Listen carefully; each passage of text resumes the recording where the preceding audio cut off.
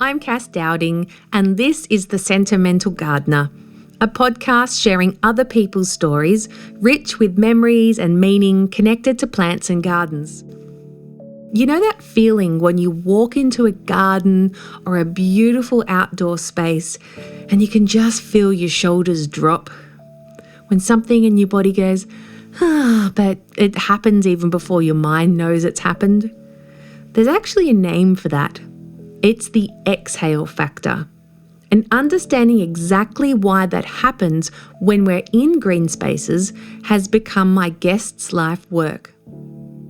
Sandra Schwarz is a landscape architect, author, and former teacher who swapped the classroom for something completely different after she heard a designer talking to her teenage students about turning concrete waterways back into rivers. That moment changed everything for her, and she knew that this was something and a field that she wanted to follow. It led her from Melbourne to Sweden, from teaching teenagers to researching rehabilitation gardens, and from wondering why green spaces make us feel better to actually proving it. Sandra's journey is one of following her curiosity wherever it leads. A study exchange in Sweden revealed what would become her PhD focus. What are therapeutic spaces? What can they do for us? And how are we when we're in them? Her curiosity took her to Sweden's Alnarp rehabilitation garden, and there she studied how the different garden rooms helped people heal from chronic stress. She explores places like Gartnavel's Maggie Centre, and closer to home, she volunteers at Royal Talbot Rehabilitation Hospital with nurse and horticultural therapist Stephen Wells. She's poured all of this experience and knowledge into a soon-to-be-released book called Restore: How Green Spaces Support Human Restoration. Through the book, she translates all that academic research into practical recommendations for people like landscape architects, garden designers, home gardeners, or just passionate plant people who want to create spaces that actually heal. Now, Sandra calls them green spaces rather than gardens, because not everything that heals us fits into neat traditional categories. So when you hear her say that word on the podcast, there's actually a reason behind it. Today's podcast is very comprehensive in that there's a lot of information, but Sandra does a brilliant job in explaining it in a way that, regardless of if you're a landscape architect with lots of background knowledge or you're just a home gardener, you will be able to take away the fundamental elements of what it means to build a garden that heals. Today's podcast goes for about an hour and a half. The first section is to do with her early memories of gardens. The middle part is to do with the research that's found in her book. And the last part are the sentimental stories she has of some of the gardens she visited in Europe. I learned so much from the time I had with Sandra, and I really hope you enjoy today's podcast. Sandra Schwarz, welcome to the Sentimental Gardener podcast. Thank you so much. Glad to be here. It's an honour to have you here. Thank you. When I start these podcasts, I love to jump back all the way to the beginning and ask, when you think back to your earliest memories of gardens, what memory lingers most vividly for you? It's an interesting one because I think a few of the podcasts that are out there looking at green spaces think of that. And I don't have my grandma was a gardener story. So as much as I think it's always been part of my life in some way, in saying that I grew up until the age of 8 in Germany. And so we lived in an apartment, so we didn't have a garden. But certainly there was always green space around, and we did actually have, they're not really allotment gardens, but they're a special type of garden that is often, especially along train lines in Germany and other parts of Europe, where you have a garden space that's separate. You're not allowed to live there, but you can have a hut on it or something like that you can overnight, but you're not allowed to live there permanently. And we had one of those. And I remember my auntie and uncle and my cousins being next door. And then our neighbours were down that path of that row as well. So I guess that they are my earliest memories of it just being part of our life. And those neighbours, because obviously we moved to Australia, and then my auntie and uncle, I don't think, had their garden for much longer either once we moved. But those neighbours still had it until recently when they unfortunately passed away. And I remember always going back to that garden. Like if ever I visited them in Germany, it would be going to see that. And it was all about the food growing and the abundance of tomatoes and look at my new crop of this and that sort of thing. And then also we would always go and see family who lived in another part of Germany as a child. We would go there for Easter, and that was the Easter egg hunt in their garden. And they had a property where the grandparents owned a house that backed onto the house of the older children, but both their gardens faced each other. So it was quite a large green space, and that would be every year our Easter egg hunt and being outdoors. So they're the childhood memories around it, but not something where I would say my parents were great gardeners or anything like that. But then when we moved to Australia as well, we moved into and had, like, our house was built. I think it was already sort of on the plan, but we were the first people that lived in it, and Mum and Dad still do. And it was a fairly new street at that time, so in the early 80s. And the garden was just part of the house, you know. You didn't. It wasn't just about the house. You built a garden, and so Mum and Dad did that. I don't feel like I was particularly involved in it. It was just this ubiquitous thing, is that yes, of course you have a garden and you look after it, but in a way it was Mum and Dad's garden, not so other than me playing in it. But we often talk about the fact that because we were one of the first people to move into that street, the fact that we focused on the garden seemed to inspire other people. And so other people would, oh, yeah, actually we'll do our front garden as well. So it's more of a ubiquitous thing sort of in the background of my life rather than this kind of deeper thing or experience. But, yeah, it is definitely later. And I know once I moved out on my own, that's when I was like, okay, this is my space. I get to, create this now. That's when it became like, okay, this is now about what I'm doing with it. So there's not sort of that pivotal garden space, but just something that was always there, but never a focus until I got back to it. So.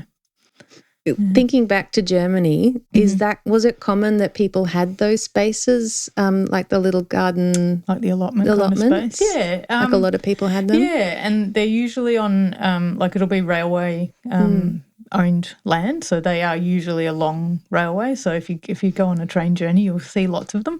They're slightly bigger than I guess what we would think of as an English allotment, because it's not just veggie growing. Like for us, it was definitely.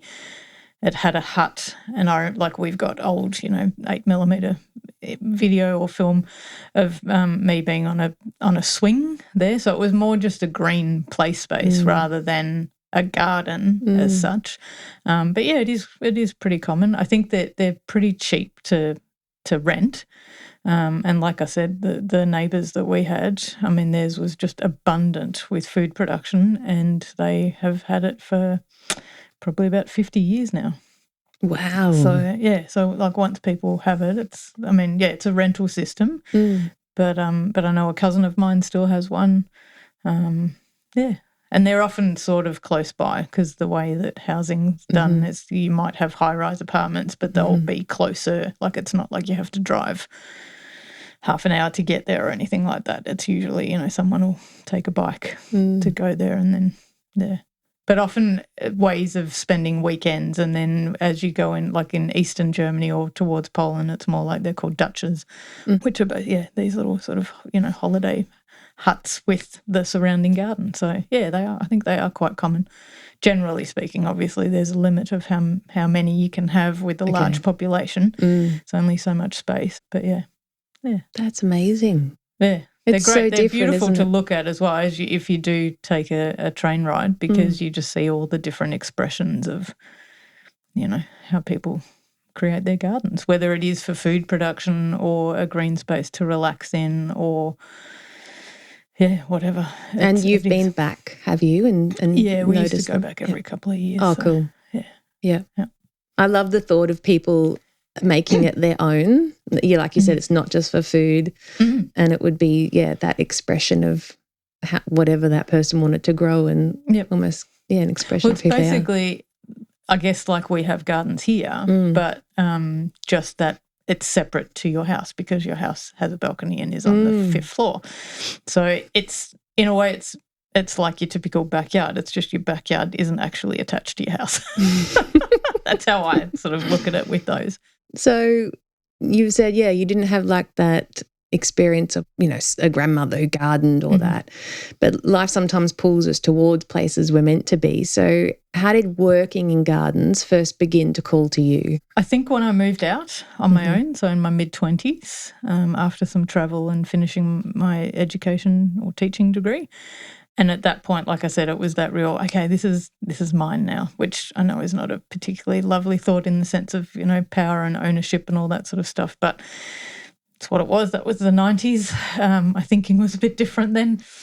Yeah, and just that idea of it was just a small courtyard, but recreating it. So I put in a pond, I put in, plants, I moved plants that were there, and it was about, no, this is mine to create and style and move and I guess manipulate. So that's where it sort of came from, that I was interested, and it was a space to also grow food. And then after, because I did actually go back over to Germany to teach for a few years as well. So I was there for 4 years, had a couple of breaks in between. So I became a scuba dive instructor up in Queensland in between, but came back and so when they were my own spaces, it was about how do I create that sanctuary for me and being outdoors as much as I could be. But that was just the hobby of gardening. And then I was starting to get ready to get out of teaching because I thought I don't want to hate it. I like if I'm going to leave, I'll leave while I'm still okay with it. So we're sort of prepping for that. And in my final year of teaching, so which was 2014, I actually taught, because I was visual communication and design and then a bit of visual arts photography.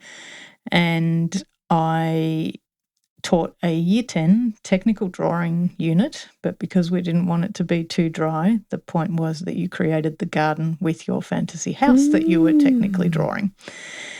And just watching, my own brain, but also watching those kids' eyes light up when I would say, well, why can't you have a green wall? What about a rooftop garden on your house? And just watching their eyes go, oh my Lord, yeah, I could do that. And it was just this joy of creation, but it was that joy of creation through thinking about plants and green spaces. And imagine if it was this and you were surrounded by greenery. And so as I left teaching, and a few years prior, there used to be a design conference hosted in Melbourne by Ken Cato, who was a graphic designer here, quite well known. And they would always, because a lot of high school students would attend, even though it was a tertiary conference, so to speak, they often then catered for the high school students that were coming anyway. And so they did a day where it was almost like short pockets of just people in really varied design industries talking about this is how I got into it, this is what I do, to get those kids thinking about what design career future would I like to look into. So I remember one year it was the graphic designer for the titles for movies, like movie titles and movie intros. Then it was a fashion designer, and then Kate Cullity was one of the landscape architects who came and spoke. And the year after was Kongjian Yu, who's from Tourandscape in China, who's like just making amazing restorations of riversides. And I came out of especially Kongjian Yu and just went, oh, imagine doing that. Like imagine taking a concrete channel and turning it into a river again, like actually being this natural, beautiful space. And so when I had the break, I went, actually, I want to do that. Wow. I'm teaching kids to get to this point where they're going to uni to do this kind of career. And I thought, you know what? I want to do that. And so, as I was figuring it out, so I'd done a career test, and the two things that popped up for me as most likely to move into were landscape architecture or like conservation and curation, as in art conservation. And they both really interested me, but it was the garden side that pulled me in, where I went, actually, no, I'd like to work with green spaces and gardens. And so this is probably my one little story, almost like that garden that some people have, is that I thought, the only way to change careers was to go back to uni. I was like, okay, that's fine. So it worked out that was doable in terms of, financially being able to manage it. And then, but still in my head, if you'd asked me, is this going to happen? I would have thought, no, because I can't really afford the fees. How do I do this for 3 years without having income? How does all of this work?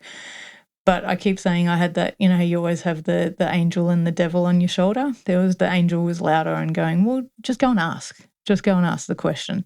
And so I made an appointment with a student advisor, and by the end of that meeting, I was standing in the huge, beautiful atrium of the Melbourne School of Design with tears in my eyes going, oh, my Lord, this is going to happen. Oh, wow. This is possibly going to happen. Like, I can change, makes me teary now. I can, change my career, and this is possible. And it was things like, asking what's the turnover of application process, how do the fees work, how does and she answered all my questions and basically problem solved almost everything for me. And to the point of, which is so exceptional, was the help that I said to her, look, I can't quit my teaching job until I know I have a place. Like, I'm not dumping a career for a possibility. I have to know that I'm in. And so she said, no, that's fine. Just let me know when you've applied. I applied on Monday, and by Friday I had a yes, you're in. Oh, that's awesome. And was like, whoa, okay, this is happening. So that's where the garden side came from, because then I went, okay, landscape architecture it is. This is what we're doing. And it's for me, because I hadn't come from landscape architecture, it was a 3-year instead of a 2-year master's. Mm-hmm. Okay, so you started off with the master. You just went straight into a master's? Because I already had the Bachelor of Education. Mm-hmm.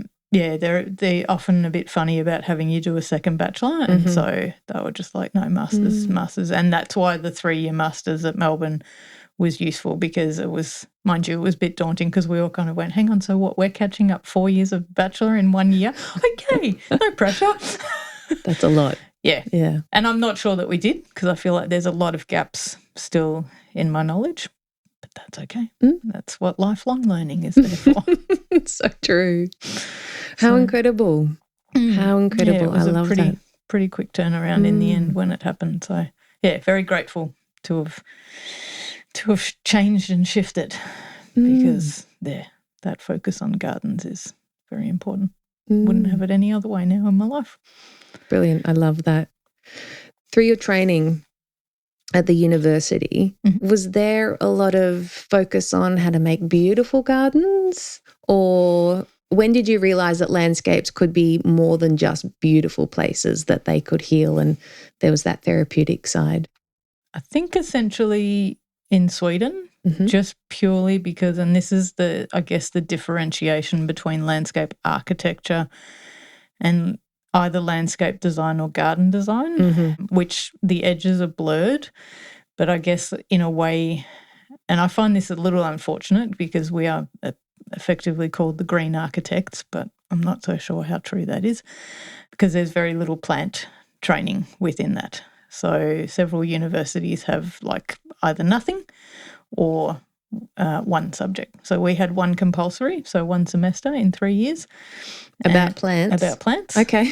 I took the second, and then lucky for me was that because there was a chance to do the exchange or the study abroad, I got more because I went overseas, and through circumstantial, because of my still German passport and everything, ended up doing the 2 years in Sweden rather than one, but got 1 year's worth of credit back here. So I think really that's where I probably found it. The focus in landscape architecture is often about programming, like as in what do you want people to do there, as in because it's usually bigger spaces. It's not usually a garden as such. Like it'll be a forecourt or a community space, or, you know, it could even, I mean, a lot of the things happening at the moment in Melbourne are around the, you know, the train lines and the level crossing changes. So it's those spaces, and it's looking at, okay, so what's going to happen there? Well, people are going to bike ride and walk. So that's the program. So it's usually more about that than it is about the plants, which is why a lot of landscape architects cop a lot of flack, because they have a very limited palette of plants that they use, and Lomandra should not always be part of that. So I think from that point of view, I probably started looking at it from a more garden side of things once I got to Sweden, and there was the rehab garden on the campus there. And so people and environment for us was about the environment of, well, we had different, it was cities, so, you know, like street art, and how does that impact the environment that you have in a city, looking at children's spaces and how can cities be made adaptable for children, etc. And obviously also a big topic is for aged people that are aging. But and then we spent quite a bit of time at the rehab garden, and so that was where it was like, wow, you guys, because the garden was built to research how various spaces impacted people who were being treated for chronic stress.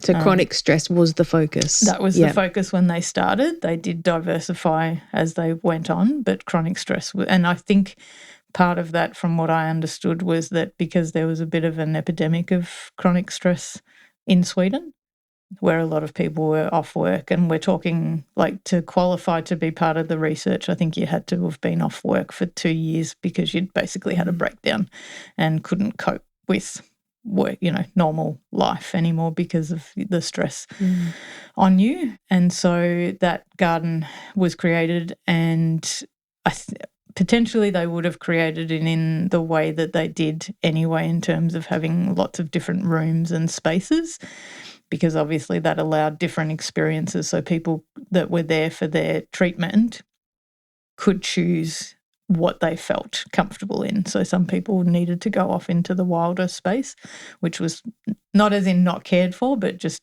not very manicured at all, and potentially to some people a bit messy, but that was all that they could cope with, because as soon as it was manicured, it was like, oh, well, that's pressure on me, or I can't touch anything, or I need to help look after it.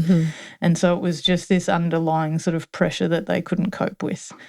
And also in some of the research they talked about, like, there was a field, well, there's sort of a meadow and then a field next door, and people would just go off there and yell their heads off and scream if they needed to get that out. So having the space to do that, but again in much less manicured spaces, like it would be quite a wild meadow or just an agricultural field where it was space and you knew you weren't going to be heard or judged. And so, their research definitely started with stress rehabilitation, but then later I know that they looked at, because they had quite a few of the rooms that were hedged with hornbeam, they found that within Parkinson's disease there's actually, it's like a gate freeze, where if they have to walk through certain doorways, they freeze. There's just something about the visual of a doorway that blocks them. And so that was one study that was done at that garden to try and understand, how do you soften that, or how do you change the appearance of a doorway or a gateway threshold so that they don't get that freeze, because it can last, 30 seconds, couple of minutes, whatever. And then I think towards the end, before they closed, they were also looking at how to help new migrants integrate. So giving them gardening skills, which helped and supported their language skills. And also just, to gain an understanding about, you're new to the country, how does Swedish culture work? Because a lot of what they did there, like there was very typical Swedish housing or house style with that typical red colour and white trim. And then just, like what's the seasonality of Sweden? What's abundant right now? What can we not get? How do we share food? So fika is what they have as coffee. So there's lots of fika breaks in Sweden. Always like morning tea, lunchtime, afternoon tea. It's like, oh, are we having fika yet? It's like, right, we're having it again. Yeah, so that sort of thing. So that's that. They were at least 3, and I think there was another researcher who was my supervisor who I think did some work on dementia as well. So they were starting to mix it up a little bit into the different user groups, but predominantly it was built for let's research into stress, chronic stress. Yeah. I notice you use the term green space. Yes. And, sometimes I'll say garden or landscape. Could you explain to me what you mean by green space compared to like a garden or a landscape? I think it's exactly what you just said, Okay. is that there can be a landscape which you're in and you know that you're not really in a garden. Like it doesn't have some kind of, I guess, uniformity or signal that tells you this is a garden. You're definitely in, and probably more public open spaces. Yeah, so I guess I would call something like, certainly in the outer east, there's a few back tracks that are quite meadowy that have walking tracks that are like where the water pipelines are run, where a lot of people go walking. So to me, that's a green space because when it's not dry, like right now, that it's a green space, but I wouldn't call it a garden. Yep, gotcha.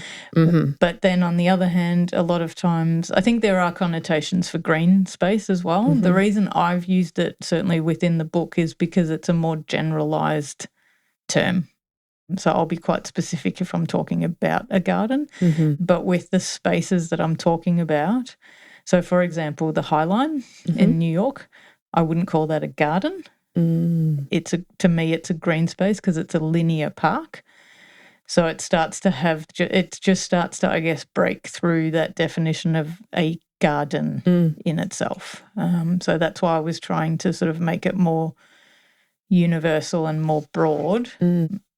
Certainly it includes gardens, but it can also be like Ballast Point Park, that's in Sydney. And it's a park. It's definitely a park. I wouldn't call it a garden.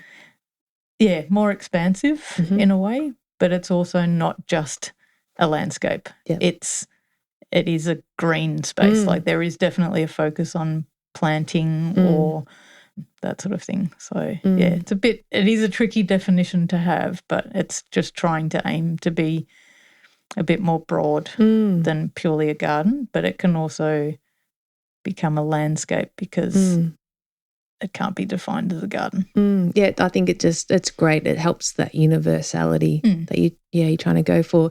Speaking of your book, the book feels like an invitation to see green spaces differently. So what truth are you hoping to share through it? Oh gosh, so many. Well, what's the main one, do you think? I think the main thing is just for people to value green space and that we need it. Like this isn't, lots of people are now talking about we are nature, and that's true. We are, and we need to stop actually separating ourselves from these spaces. It makes me quite scared about how all the McMansions that have, that take up the vast majority of their footprint on their land plots with no garden, no green space, let alone lawn. Not that I think lawn is what needs to be included, but you get councils that say, you must plant a tree, and it's like, well, where would you like me to do that? Because you've left me no footprint to do that. As in, I think councils should not be allowing such large house footprints on properties, and in some cases they're not, or they're not supposed to, so I'm not quite sure how they're getting around that.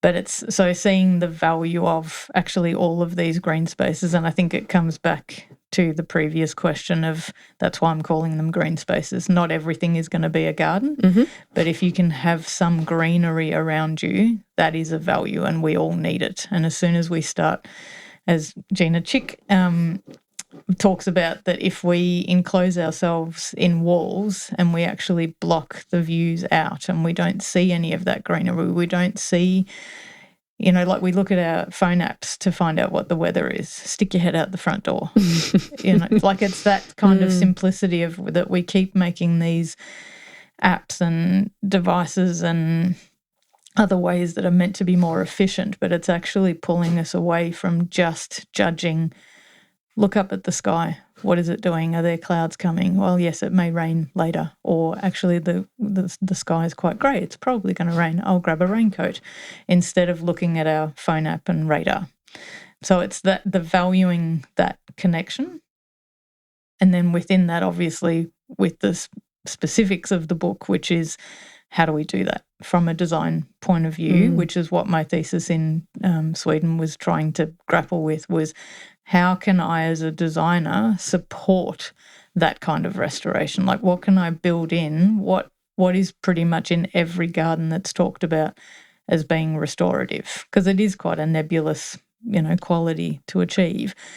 But I think if we can have a foundation that you can kind of say, if you can put these things in, you've almost got a guarantee of it being, it's highly probably going to be restorative if you've done it well. I mean, there's designers out there that are definitely doing it, but some of it is just pure instinct rather than actually going, have I asked this question? Have I thought about this? And that's why in the book I call them considerations, because I'm asking designers, just consider this, consider how this works for that user and how it can be done so that you can include these things. And it's, it's simple things that most people I think already know to some degree, which is things like water. So how can you include water? And in some circumstances you won't be able to because the infection risk is too great or safety risk or whatever. But if you're asking that question already, it's like, well, can we include it in some way? Maybe it's not an open pond, but maybe it's a bird bath. How can we include those things? Because we know they're proven to be restorative. So those two things are the main, which is the valuing these spaces and also actually like how much and what they can give us in terms of restoring us in these times. And then the second thing that's come out of the book for me is that all of that actually brings us back to building community, which we're so desperately needing right now.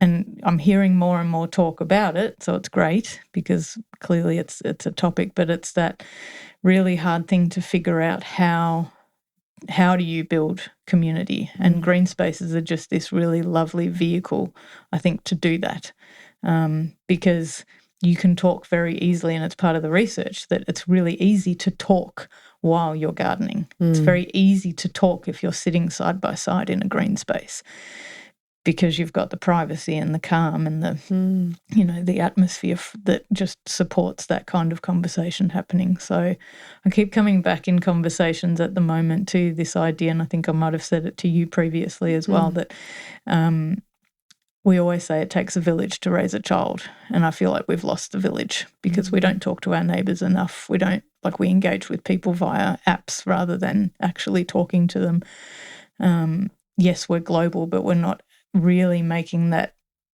and I know this has different connotations as well, but we're not making that more intimate, actual personal contact with people, and I think that's what we're losing. And I just keep seeing how important that is. So in therapeutic horticulture, if you look at, what community gardens do and even just what gardens themselves do for people, it builds capacity. Well, that allows you then to either help somebody else or to talk to somebody else. And so you're making a connection, you're making community. So I feel I'm not quite sure how it's all coming to that, but I feel like it keeps coming back to that as I've been writing this. And it's in the evidence as well. Like a lot of the theories that are out there about green spaces is that the more green space we have, and especially now in children, we're more empathetic. We're more happy to help somebody else. We're more, we're calmer. So we have more capacity to help somebody else. So it's that strange thing that initially when you hear the comment, green spaces or gardens will have you connect with other people, but it's so true and it's proven, like it's out in the research, they're showing it. And surely, any parent would want their kid to be empathetic and being able to connect to somebody else. We'll put them in a green space because that will automatically support that just because of what it does to, their cortisol and their nervous system. Yeah, and their attention and everything. So, yeah, it's fascinating. So you've got all of this research. Yep.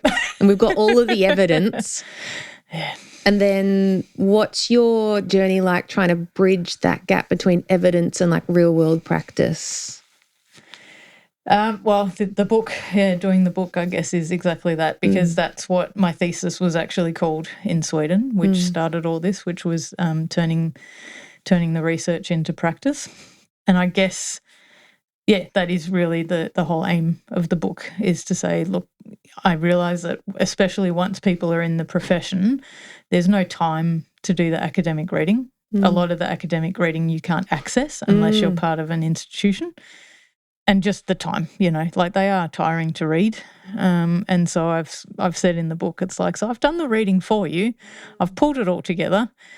Here's what I found, hopefully in a slightly easier manner to read and all in one place. And then that's, again, why I say that these are considerations, because it's like I've done the reading, I've done the research for you. Here's the findings. Here's what that actually looks like in practical terms.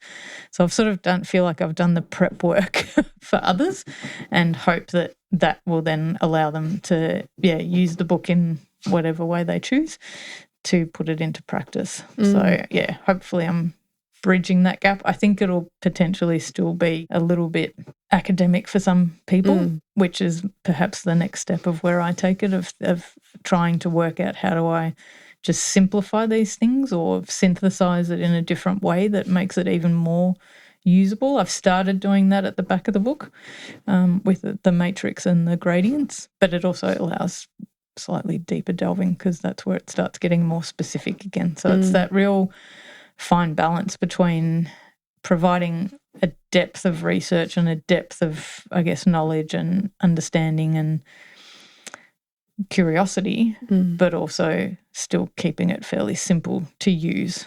But I'm hoping this is a bit of a prompt to do exactly that, which is to bridge that gap. So and other than that, I'll keep working on it. Sounds like it's going to be a great tool for a whole load of different people in different professions. So you've got your academics who maybe this is new material that they could introduce into, their teaching. And then it's the practicals for landscape architects or even home gardens designers who, might go, I never thought to incorporate water or how that could actually benefit. So the initial idea was, I guess, to predominantly focus on landscape architects, because they're the practitioners who need that information and don't generally have the time to do it, let alone that their processes don't really allow for that level of research. The academics, it might just bring a few different and new viewpoints together. So absolutely from that point of view. But it was actually a really early conversation with a friend of mine who, unfortunately, when I met him, had lost his wife just about 3 to 6 months earlier. And we were talking about the gardens, and we actually had this conversation at Maranoa Gardens in Baldwin, I think it is, about how much benefit and balm and soothing and respite you can get from green spaces. And talking to him, the idea of the book was just germinating. And I explained to him, I think this is what I'd like it to be. And he said, Sandra, that would have been great to know when my wife was ill, because we could have adjusted our garden to be that, within scope or reality, I guess. And so that made me then realise that actually maybe this has scope to go beyond just landscape architects. So I hope that is what it will do. I guess, as I say, predominantly it will be landscape architects or garden designers.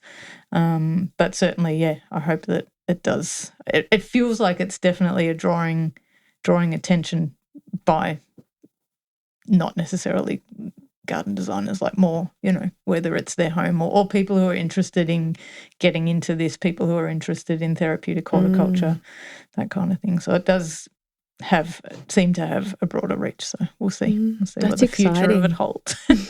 So you've chosen 3 sentimental gardens.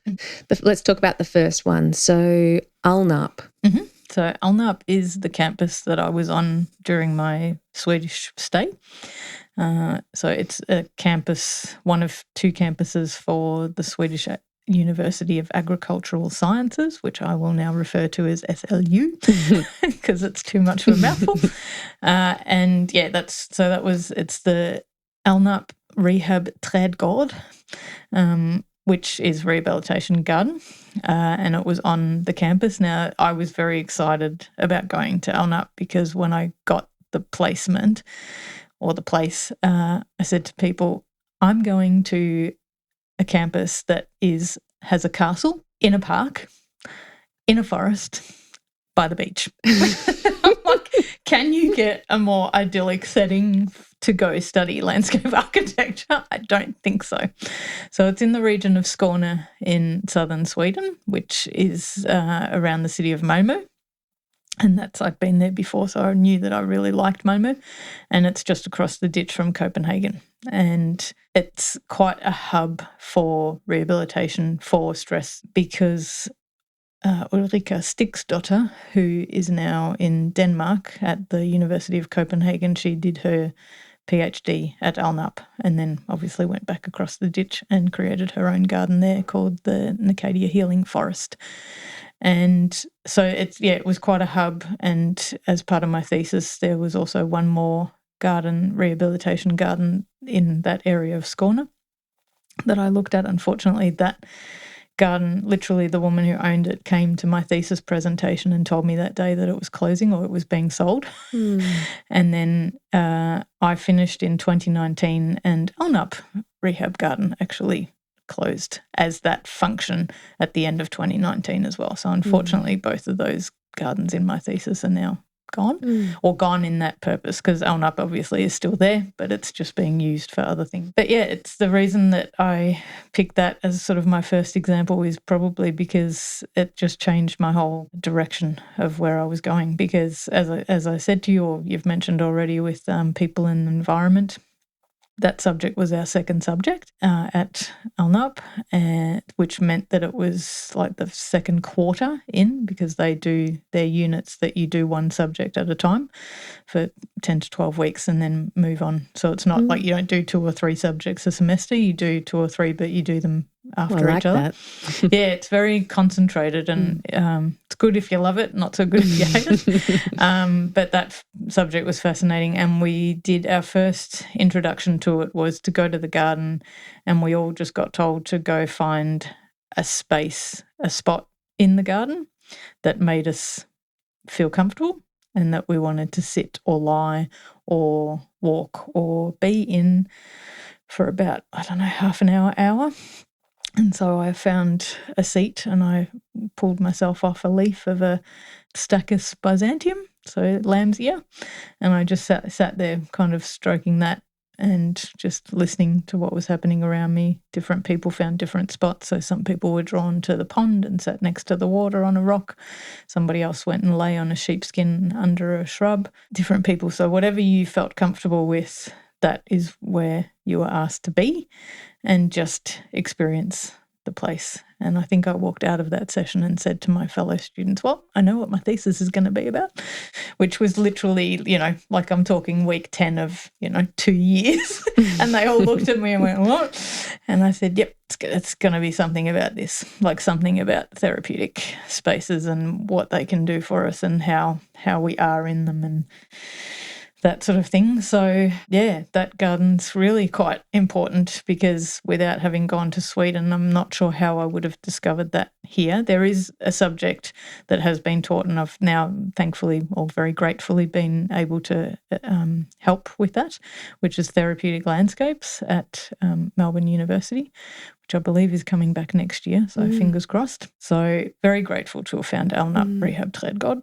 And just fascinated by this idea of, it's the arts and crafts kind of idea of having rooms in a garden, but it was done for a very practical reason. So it's not an arts and craft garden. It's just this idea of rooms that go back to what you'd mentioned earlier about having capacity to be in different spaces. So like the seat that I sat in for that first experience was a timber swing seat where you're surrounded by hornbeam hedge. And so you can still hear people, but you can't be seen. You're very private. You're very enveloped by greenery. You're sitting in amongst sort of perennial planting. So depending on the time of year, it was quite bright, very mixed, but surrounded by greenery. And there it's quite important that they talk, or their paths are gravel so that you can hear people coming, because you will have people that are at a point in their treatment, particularly early on, where they just don't have the capacity to deal with somebody else. Like, not in a nasty way in anything, just purely like, can't talk to somebody right now. I'm busy holding myself together, let alone talking to somebody else or having some kind. And it's just that implicit demand from another person that you're expected to be polite or you're expected to engage in some way, and they just can't. They're still so stressed that they just can't. And so the gravel is there so that somebody walking near you, you're alerted to, okay, someone's nearby. All right, I may need to leave this area, and that's my choice. I can choose to leave, but I'm also alerted to the fact that somebody else is coming. So I'm being warned that I may have to deal with something in a second. And so that kind of finding coming out of their research was just fascinating to me, that, like, just by choosing your path material, you're already supporting somebody being warned. And one thing that I've definitely talked about in the book, and potentially more than I possibly academically should have, but it just has rung so true to me, is the idea of having 2 escape routes for any space. So there's always 2 ways in and out at Alnarp, which means that if somebody enters your space, you can still exit without having to actually be near them or interact with them. And I think that, to me, is really important, because if you're feeling at all threatened or uncomfortable with somebody else coming into a space, you don't then want to feel trapped as well. You don't want to be like, well, I'm in a corner and you're trying to come into this space. And it's not nice for the other person coming in either, because you're going, oh, I've just intruded on you, and actually you're in that seat, so I'll leave again. So it's sort of like you can avoid the awkwardness by just having 2 ways in and out. So again, very easy design thing to do that actually really helps somebody, especially at that early stage of treatment. So that was one space, was these 4 rooms that were all hedged by the hornbeam, which obviously changes colour over the year as well. And then there was a space with a small pond that had a hammock between 2, and you could be quite hidden if you were in that hammock. And there was a gentleman who had worked, before I got there, had worked at SLU for as an academic, but he'd had, I think, a bike or a car accident. And so he kind of became his own test case, because he had the brain injuries that he had to work out again. And he helped. I think the initial paper wasn't written by him, just because at that point he couldn't, but he could tell somebody, and so they helped him write it. Wrote a paper about how, as he was going through the stress of his rehabilitation, that rocks and water were this really soothing element, because it put no pressure on him. He said it's a sign of permanence, it's a sign of age, it's something that's not going to change. And it just asks nothing of me. It doesn't ask me to engage, it doesn't ask to be cared for, it's just this really supportive element that demands nothing from me, but gives me a place to be grounded. So things like that were all in the garden. And then, really interestingly, they had a corner of it where they were literally testing, because both the rehab garden and also a space called the landscape lab were very much these one-to-one scale laboratories for testing, doing the research and actually trying stuff out. So how do we thin trees? How do we create this? How do we make these spaces what they are? And so one space was quite hardscaped. So it was concrete on the ground. There was a concrete water rill. So still water, but in a very different way. And then they'd brought in some raised beds that could be reached by people in wheelchairs if they needed, but also just generally very easy to access and contained. And there was a geodesic dome there as well, because they had 2 spaces that were seasonal shelter. What's a geodesic dome? Basically a half circle, so literally a half dome, but it's made out of triangles. Oh, wow. So the whole structure is, I think it's actually a lot of what the Eden Project is like. But awesome. So it's a dome, but it's made out of triangles that interlock to each other to create a frame. And the Scandinavian gardens especially, I found, are very big on having greenhouses or a dome or something like that, because they know that seasonally they just can't And the nice thing about it is as well is that all of those spaces either let sunlight in or literally are see-through, so you can look out. So you're still enjoying the landscape, but you're sheltered from the wind and the rain. And you're warm. Yeah, exactly. Yes, exactly. So, yeah, this hard space or hardscape, so obviously it has the shelter and it's got definitely good qualities in terms of people being able to reach the raised beds and things like that. But it's definitely a space that less people feel comfortable in because of the hardscaping, because of the concrete. And it's just not soft enough. It's missing that greenery. So, yes, there's some plants, but it's definitely missing the soft aspect. So they found that basically people either didn't like that space at all, which interesting. It's great that they still tried it, because it's the sort of thing that a lot of studies had found, there's definitely a preference for natural versus urban spaces, but these guys actually tested it and were like, okay, how do you feel while you're here? Or they were able to be there, but later in their treatment when they felt more comfortable and more sociable. How interesting. Yep. So, yeah, so it's just a really interesting space. Feels very homey. You walk in, and one of the nice things is as well is you can't be anywhere but Sweden, because it's got the falu red of the timber cladding of the house, and just those lovely aspects of, it's Danish hygge, but that coziness that the Swedes or Scandinavians generally are just really good at. So having, like they would share their harvests, and as things were being harvested from the food garden, it would be out on drying rack. So you could either taste it or at least see that it was happening. So it's very much about embracing that interaction with nature. Like it was being in the space, and obviously most of the therapy was about that, but also the food side of it. And then even like in the meadow area, they had what would essentially be kind of a gazebo-style structure, but it was planted with hops, so that as that grew up and over. So just this very integrated approach to how the garden was, and just offered loads of variety of choice, which is really important in restorative gardens, is to have that choice of where do I feel comfortable today to be. Like, do I want to be in a more formalised space where I can tell people have been here and they're caring for the space, but also am I expected to help care for that space? And as I said earlier, it's that connotation also of, if it's manicured, I'm not allowed to touch it because it's too pristine. So, yeah, so just really a very interesting and practical kind of tangible way of understanding how all of these different qualities impact on what we perceive and how we exist in a space. Shall we move on to your second garden? Sure. In Gartnavel, Maggie's Centre?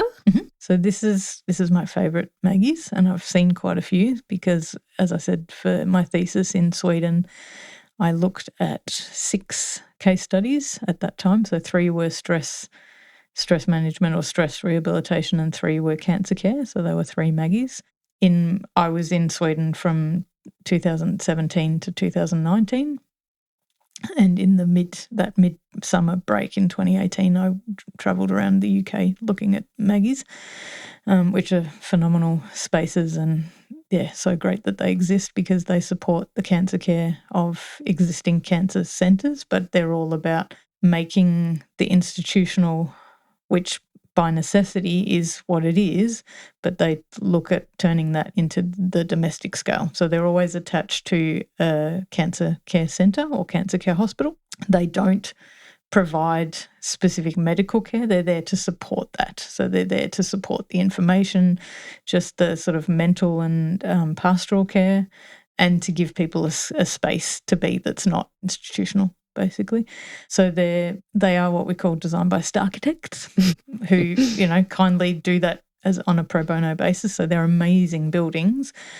And as opposed to the gardens I've got to know more recently, which are Horatio's gardens that are connected to spinal injury, the Maggie Centres started their focus as the building. And obviously being in the UK, weather is not always conducive to being in a garden or in an outdoor space, so it makes sense that that's where they started.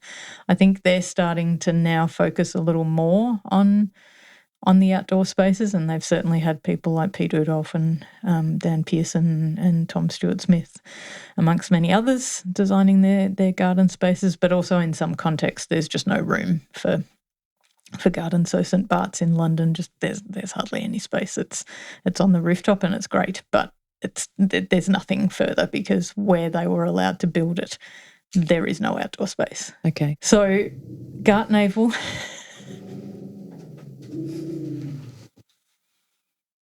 So Gartnavel is in Glasgow, and they are very lucky to actually have quite a bit of space around them. So at Gartnavel, you find the car park, and then you sort of look up the hill and there's a group of trees. And actually, if you peek through them, that's where you see the building. So it's very nestled into its space at the top of a slight hill. And yeah, so you walk up and into the space through a little birch copse, which are one of my favourite trees. And it's just this really quite closed, sheltered kind of building. And it's created at Rem Koolhaas, I think his name is, Dutch designer. So it's a building that's almost like a bunch of rectangles that's been connected to create a type of donut. So in the middle you have a courtyard, which is beautiful and lush. So all of the rooms essentially look out onto the courtyard, and then a lot of them also look out onto the birch copse at the beginning. And then as you head towards the back of the property, it becomes a mixed beech forest, which already existed and they worked into.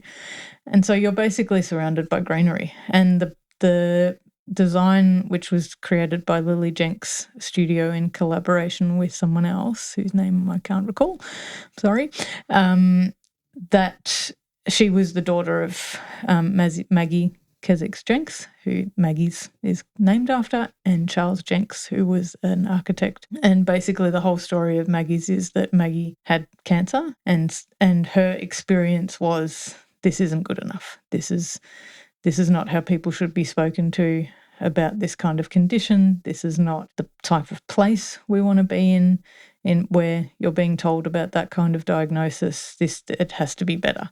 And so in 1995, the first Maggie Centre in Edinburgh, which I did visit this time, which is also beautiful, was created. Unfortunately, Maggie knew it was happening, and apparently she actually passed away with the plans sitting on her bed. So she knew it was happening, but unfortunately didn't see it to completion. But it's certainly a legacy that's gone on ever since. And Lily Jenks, her daughter, is a landscape architect and created Gartnavel. And like I say, it really is my favourite because it just feels so... You just feel hugged by greenery. Like it's just this warm, loving, comforting embrace of greenery no matter where you are. It features as the cover of my book, which is one of my favourite spots, which is actually a quite narrow hallway. But on one side it has all glass towards the beech forest, and to the other side is full mirror. So you're mirroring that green landscape. So you come around the corner of this little hallway that takes you around to where the staff area is, and there's a sitting nook at each end, but you walk in and it's just like this gentle but explosion of greenery. And so it's, even though you're really indoors, like you're with hard stuff, it's mirror and glass, but it feels so soft. Like it just feels like you're in a greenhouse, and it's just this beautiful. And then there's a timber ceiling as well, so it's natural materials, and it's just this beautiful space. And as you walk around, because all of the Maggie centres are completely open, there's nothing that's blocked, so anyone can access the staff area. It's not like a closed door office or anything like that. The part of the Maggie's brief is always to have the kitchen be the centre space, so it has to have a table for at least 12 people because they do a lot of mentoring and pastoral care there. It's about being able at any time to go and help yourself to a cup of tea. But at Gartnavel, no matter which room you're in, you always can see greenery. Like there's nothing where you don't have a view to a garden space of some sort. And it's just hugely comforting. It's a really beautiful, very adaptable space as well, very flexible in terms of being able to close walls. So if they do a group yoga session, they can close a section off, but otherwise they'll leave it open so that you can see the birch copse. And the way that Lily actually designed it is that the building sits slightly lower. So there's like a little berm where the birch copse actually start. So you're quite nestled. But then because you're looking out over the hill towards the car park, it goes from being nestled and, bunkered down and really settled into the earth to looking out over it and being almost cantilevered, but you're looking into the canopy of the beech tree. So it's just, I just find it a really lovely. And as I say, Gartnavel's really lucky, and they definitely recognise this as well, that they are very lucky to have had the space, because that beech forest out the back was part of the property already. So Lily designed around it. But it's just, it's a really, you can't. And this is, I think when I first met you and was talking about, when I asked people for examples for this book, I would, have you got any green spaces that they just really made you feel better? And people would probably 90% of the time go, oh, okay, so a therapeutic space. And I'd say, no, not necessarily. Yes, it might be therapeutic, but that's not what I'm looking for. It doesn't necessarily need to be the intent, and it certainly doesn't need to be its purpose. I would say to people, if you can just think of a green space you went to, doesn't matter if it was private, public, wherever, that you walked out and just came, And Hugh Main in Spirit Level in Sydney, he talks about it's the exhale factor. And it really is, because that's how I explained it to people, and then he called it that. And I was like, that's it. That's what I'm talking about. Good. It's the exhale factor. You walk into the space and you exhale because your shoulders drop, you relax, and you know that you're already starting to feel better, and that's how Gartnavel makes me feel. And I think a lot of other people. But I've asked the other podcasts I've done, one of the questions I asked people was, how do you feel when you're in your garden or a space that they love? And it's that exhale. It's exhale factor, yeah. And it's a relief, and like you said, it's the body's physical response to relax. Yep. And that's where the evidence comes from as well, is it lowers our cortisol levels, it ups our dopamine, our heart rate comes down. It's all it is a real thing. It's not just us going, oh, I feel better. It's, no, it's been proven. It's been proven to across the wazoo, actually. Yeah. Believe us, yeah. Yeah, no, it's a real thing. But because we don't have a name for it yet. I think that Hugh does put it really well. It's the exhale factor. The exhale factor. Yep. Love it. Yep. Shall we move on to your third garden? Due to volunteering, you have quite a fondness for the Royal Talbot Rehabilitation Centre. Yeah. So I volunteer once a week with Stephen Wells, who's a horticultural therapist and nurse. And so once I'd done my thesis, which was the research sort of part of where all this started in Sweden, I came back and I knew I would need to do a thesis here as well.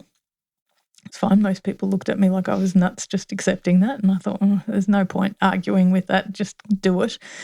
And so for me, it was about then trying to translate or check, were the same things that I was finding in Scandinavia true here?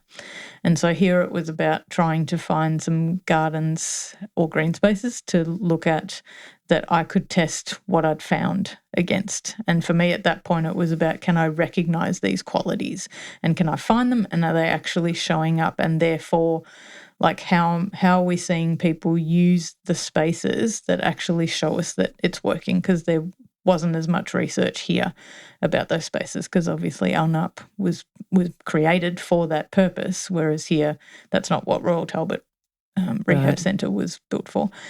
So the Friends Garden was built in 2005, and then the adjoining part of it was 2007, and it was basically the two spaces that today are one space, which are just outside of Stephen's office, where he does horticultural therapy or therapeutic horticulture with clients, is green space that surrounds a covered walkway. So it's a walkway that staff and patients have to go through anyway. It creates a walking circuit for a lot of people who are learning to deal with a wheelchair for the first time or learning to walk again. It's obviously a really relaxing space to be in. There's loads of staff that will have their lunch in there or just pop out for a phone conversation, things like that. And one space especially gets used quite a lot for sort of more private conversations, or just where you want to have a conversation but you don't want to be indoors. So the space definitely gets used quite a bit. And yesterday when I was there for my session, I had 2 family members from patients who actually stopped me and said, "Oh, you're doing a great job in the garden. Thanks so much," and how valuable it is. So that's amazing to hear. Yeah, and so as for my thesis, I looked at the Royal Talbot because just before I went overseas, I heard Stephen speak, which was the result of his Churchill Fellowship. So he'd done a Churchill Fellowship around the maintenance and sort of longevity and what systems need to be put in place to make these kinds of spaces last. And he'd presented at the Botanic Garden. And so I think at the time I nearly dropped to my knees and grovelled, "How can I help?" And then when I came back, did the same thing of just, "Please, please, please, how can I help? Like, how can I be part of this?" And thankfully they have a volunteer program. And I, by that stage, knew Stephen. And so, yeah, came back, wanted to find out how the Scandinavian side of things fit here. So I chose the Royal Talbot Rehabilitation Centre garden, or that main garden, and 3 place spaces at the Peter Mac Cancer Care Centre. So same kind of audience to a degree, other than the specialising in acquired brain injury or spinal injury at the Royal Talbot, and found very similar thing. I mean, it's at the end of the day, it's Western cultures versus Western cultures, so very similar needs. And watched people use the space basically for my thesis, and from there again just went please can I help? And so started volunteering there just as COVID started. So I think I literally got my induction done, and the next day we went into lockdown. But I've been there technically for 4 years now. But the first year, I think we could say that I wasn't really there. So I am the chief possum poo and bird bath cleaner and renewer. But it's interesting because when you sort of say that, and I don't mind that at all because that's, needs to be done. But the magpies love it. They love the bluebird baths, getting refreshing. Like, there's actually at the moment a family where we know there's a young one, and they watch me. They're waiting for the water to get renewed, and then they'll come and bathe in it. Wow. So it's really, you're making a difference when bath time's about to happen. I'm cleaning your water. It's fine, thanks. And yeah, just realising that how much people use the space. So, I'm blowing away the leaves and I can tell that it's making a difference. So it's just that little bit of support from that. And it's what the research talks about as signs of care, which is that it's not about being pristine, but it's about showing that, yes, there's somebody there who's going to make sure you're not walking on a pile of them. Or like, I think last week it actually was that there was a crop of bromeliads that had the leaves all over them, and I, pulled them all out, or as much as I could out. And so therefore you could all of a sudden see the blossoms that were happening, and they're so vibrant. Like, there's this beautiful transition from purple to pink. And just after I did that, a couple of staff members walked past and one said to the other, "Oh, look at those, look how they're popping out." And I was like, "Yep, that's because I just moved the leaves, because you wouldn't have seen them otherwise." And it was just that little thing that you think, yep, this is making a difference. And it's the fact that a staff member is noticing that. Now, we talk often with Stephen about the impact of, even for that staff member who you can tell is rushing through the space, it's still 2 minutes of respite on their eyes, whether it's the colour green, whether it's the fractals, whether it's like they're not in a hard space. So even if they're not noticing it, they're still getting respite. And then the bigger evident respite of happening through the patients that are there. And obviously if they then do the therapeutic horticulture with Stephen, it's even more, because they're touching it, they're feeling it, they're smelling it. But yeah, it's just that, I guess, goes back to what the book's about, of that raised awareness of the value of this, like how much better this is making you feel. And even if it's just that 2 minute respite between your jobs, and maybe that person will walk a touch slower because they're understanding that. Or, like at the moment there's a particular group of staff who come and sit in the same spot every time. Now, it's the first time in 3 years but they're now doing it regularly. And so understanding that, yes, you get that respite and calm and stop, or what Hugh again talks about with the exhale factor, but that he looks at specifically dialing down stimulation for that. So not having, this amazing bloom cacophony kind of thing. It's actually no, let's just do green on green on green on green and a bit of silver, because this is about dialing your stimulation down.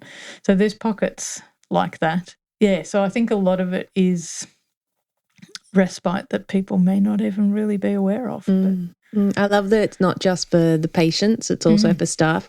Because I remember when I used to be a nurse and you'd have morning tea or lunch and you'd go to the staff room, but it was this tiny little tiny little room just, between patients' room and the nurses' station. Yep.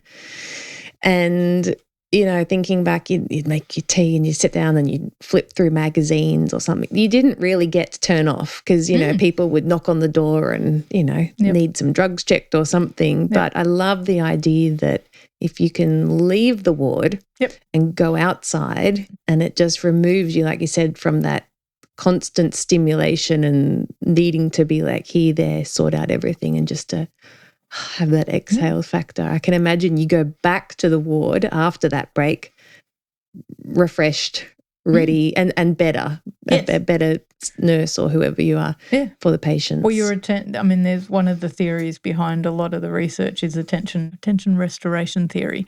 So even that, your attention is going to be restored, like your focused attention, because they talk about attention deficit, that you're just being drained. But if you go into a green space, it actually restores your attention. So, and at 40 seconds has other research has done. So looking at a green rooftop, 40 seconds already made people more attentive, more accurate in, certain tasks. So it doesn't take much.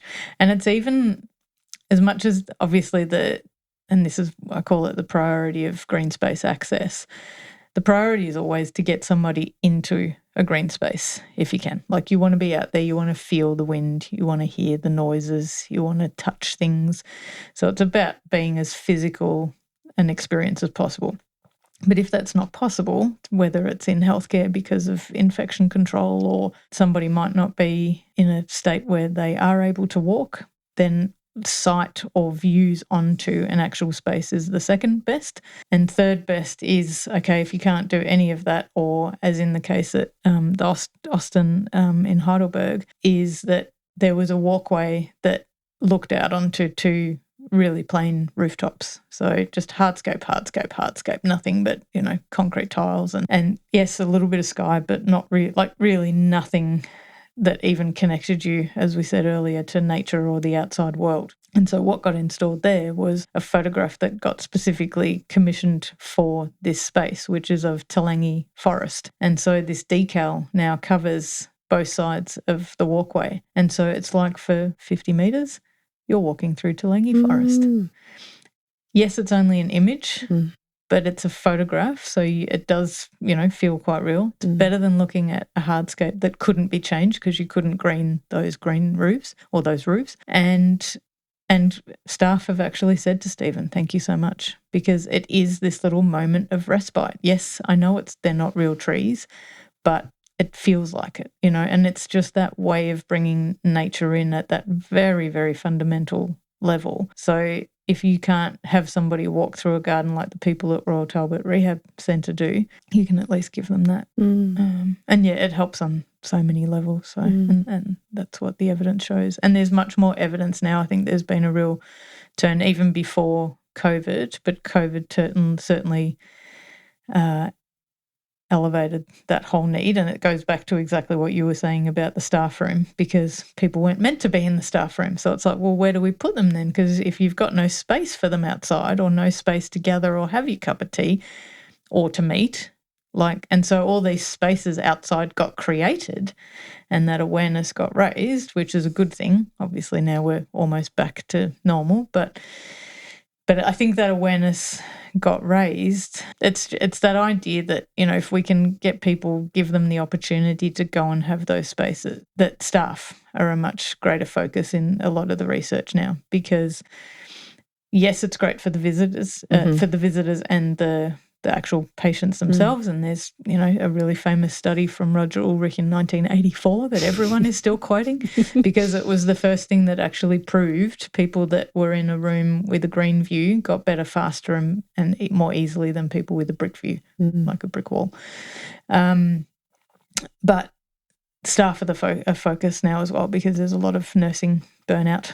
And so, like Roger Ulrich has actually obviously continued his research, and when he visited the Swedish school that I was at, he talked about a study that was about to come out, which was about some green roofs in America and how they were specifically designed for the respite of nursing staff because they needed these spaces outside just to totally. And I think it's, as you say, not only is it the type of space that you're in if it's a room rather than outside, but it's also that change. You're not in that same environment. You're actually getting that break. It's different. And then obviously there's all the benefits of the colour green calms us. It's the fractals. It's, it's all of those things. But it just all works together to so important. help us feel better. Yeah. And make us better to go back and be better at our work. Yeah. Better for the patients, and we all have a better experience. Yep. Well, that's as I was saying earlier about how we're more empathetic, that's actually connected to attention restoration theory, is that if you are fatigued attention-wise, you're actually less empathetic. Like they've done tests where people are less likely to help somebody else in need if they're drained of attention. And you just think, whoa, we all need to get into a garden quickly, please, so that we help each other Especially again. Night staff. No, only joking. Well, all of that, everyone. Yeah. But then I guess that's the next sort of nuance of can you put lights in a garden so that they too can access that space, that it's not just daytime. Then you've got the whole conundrum of, light pollution and that sort of stuff. But I think, certainly it can be done. But I think that's where we're now heading with the research, is that we're starting to get into those nuances of how do we make this accessible. And I think it comes back to what you were asking about what the value of the book or the idea behind the book is if we value these things, we'll invest in them. Well, it sort of ties into my last question before we hit some quick fire questions. If you could share one piece of advice into the ear of every city planner or garden designer today, what would it be? Just build more of them. Yeah, just like put greenery wherever you possibly can, and it's not actually that hard. Like it doesn't have to be difficult.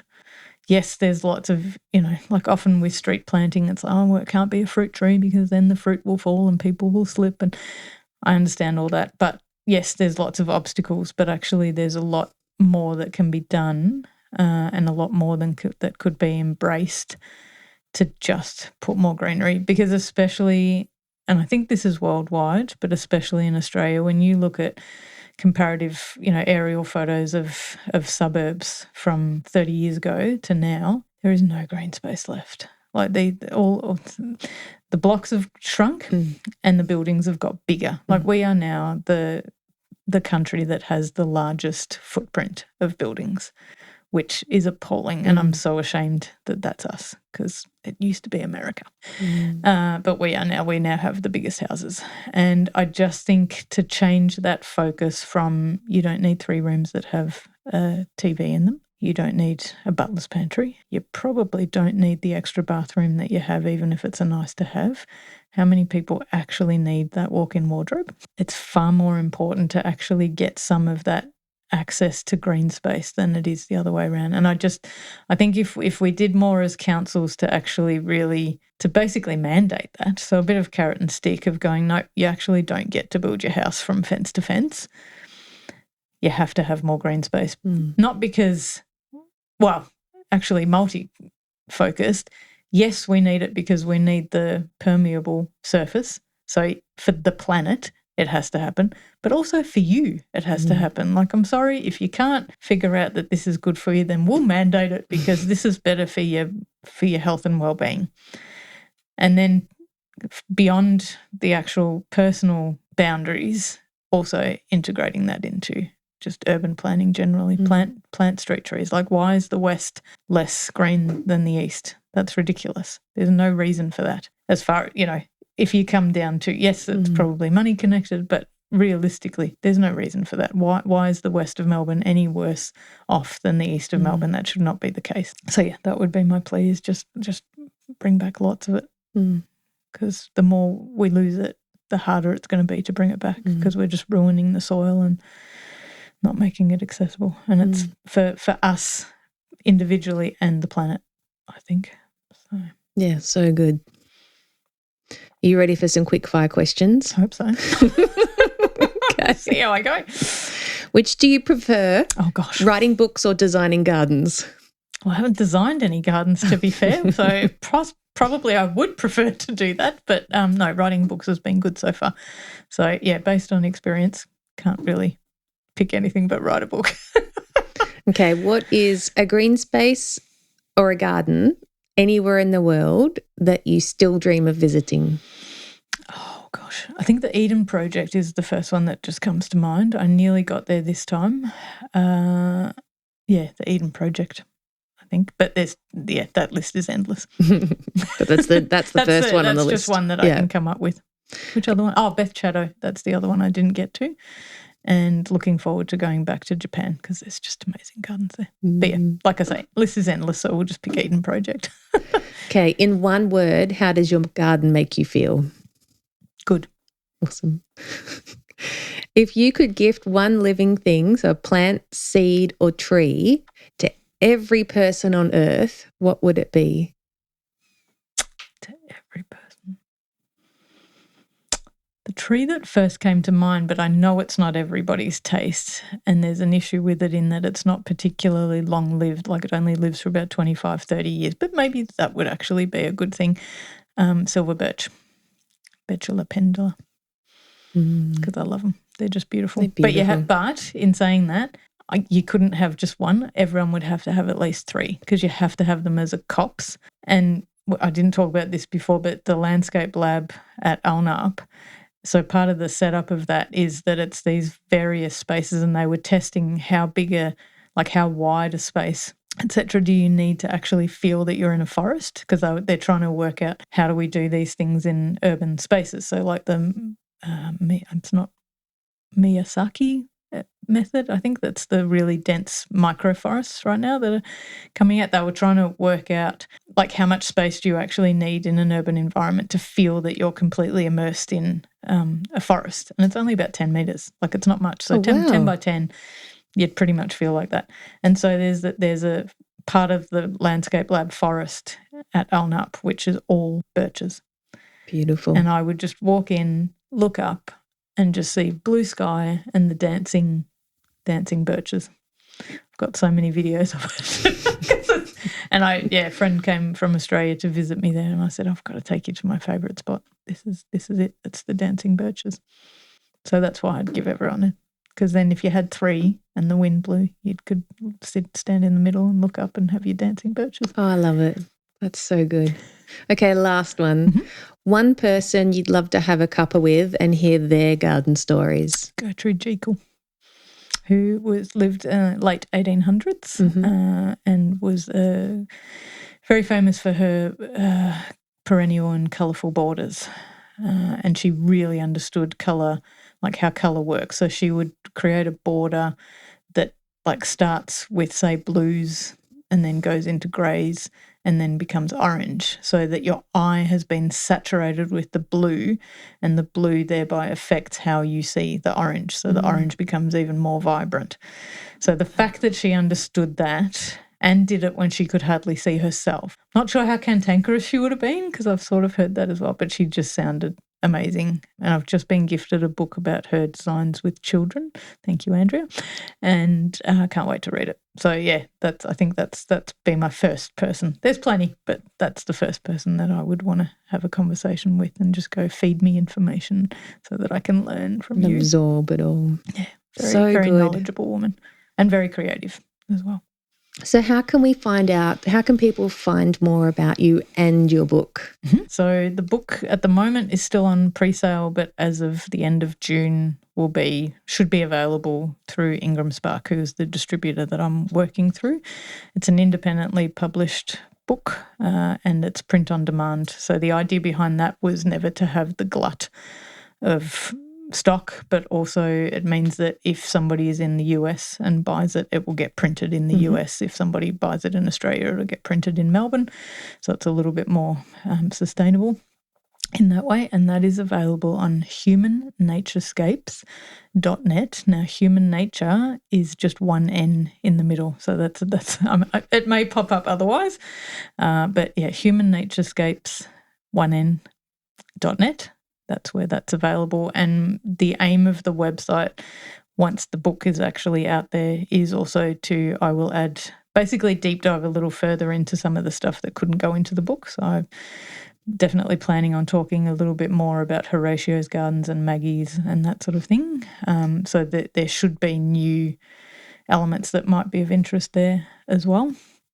So that's where the book is available. But as I say, as of late June, it should be available in general online stocks of various providers. And I'm at the moment going around to try and look at who will stock it as bookshops. So hopefully keep an eye out in your independent bookstores, and please message me if you have a bookstore that you'd like it in. And then Instagram, I am human_nature_scapes. Yeah.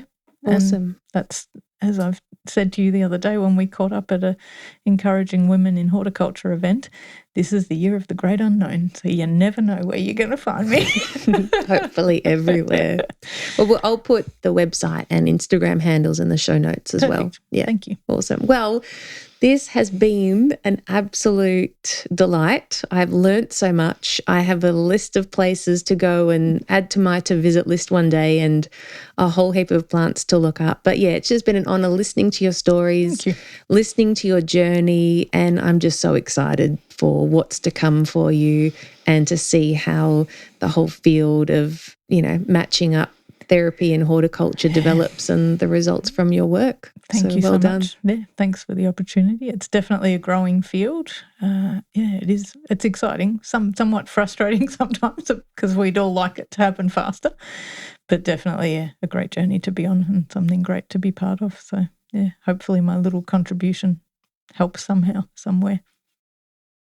What I love about Sandra's story is how it proves that sometimes the most important research happens when we pay attention to what we already know in our bodies.